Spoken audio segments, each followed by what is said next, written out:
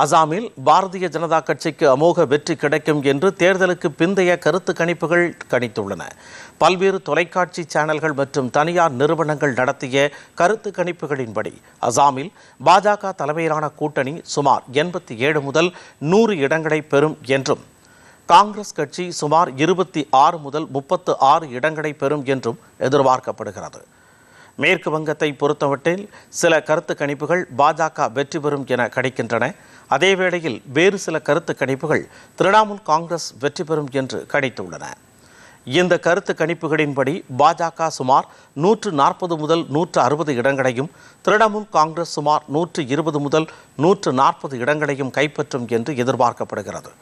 கேரளாவில் கருத்து கணிப்புகளின்படி காங்கிரஸ் கட்சி மீண்டும் ஆட்சிக்கு வரும் வாய்ப்புள்ளது. காங்கிரஸ் தலைமையிலான ஐக்கிய ஜனநாயக முன்னணி 75 முதல் 90 இடங்களையும், இடது ஜனநாயக முன்னணி 45 முதல் 60 இடங்களையும் கைப்பற்றும் என்று கருத்து கணிப்புகள் கணித்துள்ளன. தமிழகத்தில் நடத்தப்பட்ட பெரும்பாலான கருத்து கணிப்புகள் திமுக தலைமையிலான கூட்டணிக்கு தெளிவான முன்னிலை இருப்பதை சுட்டிக்காட்டுகின்றன.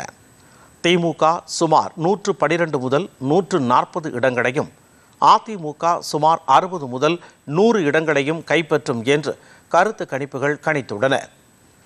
புதுச்சேரியை பொறுத்தவரை ஏறக்குறைய அனைத்து கருத்து கணிப்புகளும் என்டிஏ கூட்டணி மீண்டும் ஆட்சிக்கு வரும் என்று கணித்துள்ளன.